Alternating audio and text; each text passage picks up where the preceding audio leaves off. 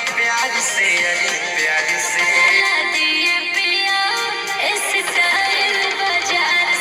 जी हाँ, नमस्कार दोस्तों, मैं आप लोग को बताने जा रहा हूँ trending star Khesari Lal Yadav hit machine ने गा दिए शॉपिंग मॉल के प्रचार के लिए जबरदस्त गाना।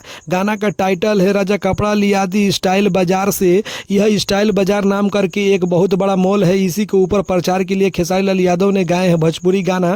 गाना जबरदस्त है, ब्लास्ट है। खेसारी लाल यादव यह गाना को गाए हैं खुशी कक्कर के साथ। खेसारी लाल यादव का यह गाना जो रिलीज किया गया है, यह खेसारी म्यूजिक वर्ल्ड चैनल के द्वारा रिलीज किया है, जो कि खेसारी लाल यादव का अपना ही चैनल है।